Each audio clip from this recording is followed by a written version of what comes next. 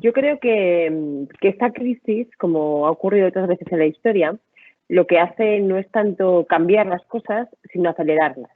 Es decir, que tendencias previas que veíamos, que ya estaban diagnosticadas y que ya se veían con anterioridad, ahora de repente se muestran de una forma mucho más clara y aparecen a nuestros ojos de manera mucho más visible, ¿no? Y mucho más rápida. Entonces, por ejemplo, nuestra dependencia del hábitat, del ecosistema, nuestra dependencia de la naturaleza, era algo que se venía viendo, que se venía de alguna forma llamando la atención, que cuando empezábamos a hablar de cambio climático y cómo nos afectaba, o de contaminación atmosférica y su relación con nuestra salud, veíamos que efectivamente somos dependientes de esa biosfera en la que vivimos, pero ahora lo hemos visto de una forma mucho más clara. Un virus, un ser invisible a los ojos de los humanos, de repente ha puesto en shock toda nuestra forma de vida, nuestra sociedad, nuestra economía, etcétera. Eso quiere decir que nos hemos redescubierto en cierta medida de muchas formas, ¿no? En primer lugar, como seres vulnerables, y vulnerables por el entorno, sobre todo en el que vivimos, el ecosistema en el que estamos inscritos. En segundo lugar, también como seres interdependientes, ¿no? Un virus que aparece, no se sabe muy bien dónde, porque ni siquiera la teoría famosa del pangolín está confirmada, ni muchísimo menos, y de repente, en cuestión de semanas, apenas un mes escaso, es capaz de asolar todo el planeta, ¿no? Y nos hemos redescubierto también como seres ignorantes, desde luego mucho más ignorantes de lo que pensábamos, ¿no? Estábamos viviendo en un contexto de sociedad del conocimiento y de repente llega un virus que no sabemos cómo funciona y, bueno, pues nos deja paralizados, ¿no? Todo eso lo que yo creo que está haciendo es que tomemos conciencia de una forma mucho más clara de esa dependencia que tenemos unos de otros y con el planeta, ¿sí? Y por lo tanto, algo que veníamos ya advirtiendo ahora se ve de forma muchísimo más palpable. ¿Eso quiere decir que se va a traducir en una apuesta clara y decidida por un camino hacia la sostenibilidad? No necesariamente. Yo creo que eso es uno de los temas que ahora está en cuestión, que ahora está en disputa y que deberíamos garantizar que así fuera. Porque existe la tentación por parte de aquellos sectores que consideran que el mundo de la sostenibilidad les es más ajeno, que van a tener más dificultades para adaptarse. Esos sectores están intentando dilatar los tiempos de la transición, que en cierta medida equivale también a dejar pasar un tiempo de oro hasta tal punto que puede ya ser que no tengamos retorno, ¿no? Entonces, en ese sentido, yo creo que esa es una de las partidas que se están jugando ahora. Me parece muy importante todas las iniciativas que están saliendo a nivel europeo, por ejemplo, el manifiesto del Green Recovery, es decir, las personas que están apostando claramente porque la recuperación que hay que hacer, esa puesta en marcha a través de la economía, se haga desde los parámetros de sostenibilidad y no volviendo a viejos sistemas o no volviendo a viejas costumbres. En ese sentido, yo creo que es importante ser muy cuidadosos y ser muy precisos con el lenguaje. Se ha empezado a hablar de reconstrucción y a mí es un término que me da un poco de miedo, porque cuando tú reconstruyes algo, lo que haces es volver a construirlo como estaba. Y del sistema que teníamos hay cosas que efectivamente queremos que vuelvan a ser como eran y otras que no. Es decir, más vale que no. Por ejemplo, todo lo que tiene que ver con la sostenibilidad, todo lo que tiene que ver con los temas ambientales. Entonces, en ese sentido, me gusta más hablar de renovación. Creo que es más preciso para describir que efectivamente hay cosas que habrá que volver a poner en marcha y volver a dinamizar para que sigan siendo como eran. Por ejemplo, una sociedad donde podamos encontrarnos o donde podamos vivir, donde la distancia física no sea distancia social, ¿no? Pero habrá otras que habrá que renovar, es decir, que habrá que hacer de una manera diferente. Por ejemplo, lo que tiene que ver con la energía, lo que tiene que ver con la sostenibilidad. Entonces, en ese sentido, creo que ahora mismo es una pelea que se está jugando y que más valdrá que se gane por el lado verde.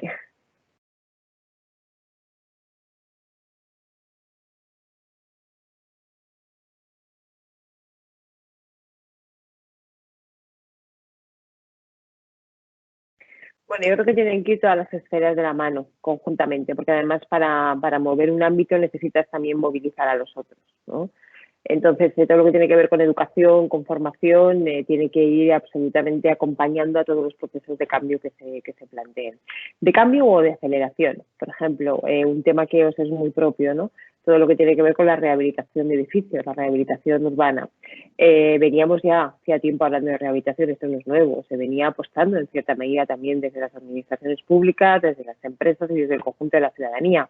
Ahora es el momento de acelerar, hay que multiplicar, ¿no?, el número de viviendas que se van rehabilitando cada año. Eso quiere decir que necesitaremos legislación, necesitaremos financiación, instrumentos financieros diferentes a los que había, de forma que sean más eficaces y que sean más ágiles, y también necesitaremos formación para los trabajadores que vayan a estar implicados en estos procesos y formación para el conjunto de la ciudadanía que sea capaz de entender lo que esa rehabilitación supone y lo que puede aportar, ¿no? Entonces, en cuanto a lo que supone el modelo de ciudad, yo creo que esta crisis nos hace replantearnos muchas cosas. En clave energética, por ejemplo, o en clave de alimentos también. Ha pasado una cosa curiosa estos días y es que veníamos ya tiempo diciendo que las ciudades son grandes sumideros, ¿no? De energía, por ejemplo, o incluso de alimentos. La gran mayoría de las ciudades consumimos cantidades ingentes de energía de alimentos que no producimos nosotras, sino que tienen que venir de fuera del municipio, ¿no? ¿Qué hubiera pasado si alguna de nuestras ciudades hubiera tenido que quedarse absolutamente aislada por la pandemia, de forma que no hubiera podido dejar entrar ningún tipo de abastecimiento? Bueno, nos consta que ha habido preocupación, por ejemplo, en el sector alimenticio, en el sector de alimentación, en torno a los grandes mercados municipales que han tenido que estar trabajando de forma muy atenta para garantizar que que la comida podía llegar a los mercados, ¿no? Y en ese sentido también se ha generado cierta inquietud en el ámbito ciudadano, pensando que si esto podría llegar a pasar. Afortunadamente no ha pasado, pero nos ha puesto ya muy de cerca la posibilidad de que eso pudiera llegar a pasar y lo dependientes que seríamos las ciudades. Entonces, en ese sentido, creo que se abre un debate muy importante acerca de la seguridad en las ciudades. Y una ciudad más segura no es una ciudad con más policía. Una ciudad más segura, en estos términos, es una ciudad que es capaz de producir por lo menos una parte de los alimentos que necesita o que es capaz de producir la energía que necesita. Eso supone cambiar el modelo energético de arriba abajo, ¿no? Y que las ciudades, probablemente cada uno de los edificios y cada uno de nosotros, nos convirtamos en productores de la energía que necesitamos para vivir y que generemos espacios y redes de compartir y de solidaridad. Simplemente esas dos cosas, el hecho de plantear la seguridad en clave de alimentación y en clave de energía, nos cambia ya el modelo de ciudad. Y eso no se puede hacer sin formación, sin sensibilización y sin procesos que de alguna forma intenten coordinar las acciones de todos los ámbitos, de lo público, de lo privado, de lo financiero, muy importante, de lo social. Por lo tanto, yo creo que se abre un debate importante acerca del modelo de ciudad en clave de sostenibilidad, que es lo mismo en estos momentos que decir en clave de seguridad. Y eso, que es algo que también se venía diciendo y se veía viendo tiempos atrás, creo que es otro de los grandes acelerones que vamos a tener ahora. Intentar entender que la sostenibilidad también en las ciudades es un tema de seguridad.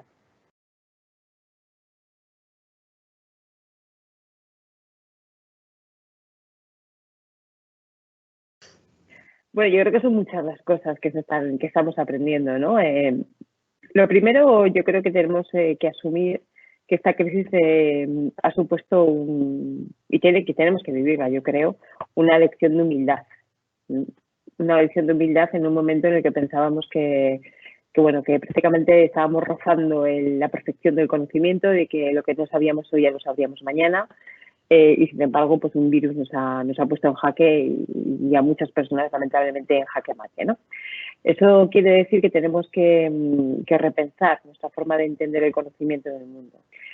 Creo que de la misma manera, creo que la gente que nos dedicamos a las ciencias sociales deberíamos adoptar una actitud relativamente similar a lo que están haciendo los epidemiólogos con los virus, ¿no? Con el virus. Siendo conscientes de que no sabemos cómo funciona, mantener una actitud activa de observación, de estudio, de análisis, de ir testando cosas, de ir viendo qué funciona, qué no funciona, intentando dejar fuera al máximo posible los a priori y en aras a que nos permita comprender mejor qué está pasando y qué puede pasar. No sabemos lo que va a pasar. Creo que tenemos que ser conscientes de eso, ¿no? A nivel económico, por ejemplo. Lo que hemos hecho ha sido coger la economía global, paralizarla y meterla en el congelador durante un tiempo. No sabemos ni siquiera durante cuánto tiempo. Y no tenemos ni idea qué va a pasar el día que abramos la puerta del congelador. ¿Se va a descongelar y va a permanecer bien? va a ir por sectores, va a ir por territorios, no se va a poder llegar a descongelar. ¿Qué va a pasar? ¿Va a salir otra cosa distinta? No lo sabemos, ¿no? Entonces, en ese sentido, creo que tenemos que tener una actitud muy importante de estudio, de reflexión, de análisis continuo y de ir testando y probando cosas, de ir reaccionando y corrigiendo sobre la marcha, ¿no? Por lo tanto, la primera lección yo creo que es una lección absoluta de humildad y de honestidad intelectual. Y a partir de allí, pues yo creo que cada cual estamos interiorizando, por un lado, cambios en nuestros hábitos de vida, que probablemente les estamos perdiendo el miedo que teníamos, nos hemos quedado paralizados, incluso hemos descubierto, ¿no?, algunos placeres de estar paralizados y también, sobre todo, nos ha ayudado a saber qué es lo que echamos más de menos. Siempre nos hemos preguntado, bueno, ¿qué necesitaríamos para estar bien, ¿no? Y ahí, pues, quien te dice, no, bueno, yo con que me dejaran salir a hacer deporte ya tengo suficiente, ¿no? U otros que te dicen, no, yo lo que necesitaría es que me dejaran reunirme con mi familia una vez a la semana, ¿no? O, en fin, cada uno lo que fuera, ¿no? Pues yo creo que también nos ha ayudado a descubrir qué es lo esencial. De la misma manera que un decreto delimitó cuáles eran los sectores esenciales para la economía, nosotros estamos también aprendiendo qué es lo esencial para cada uno de nosotros y de nosotras, y eso es importante.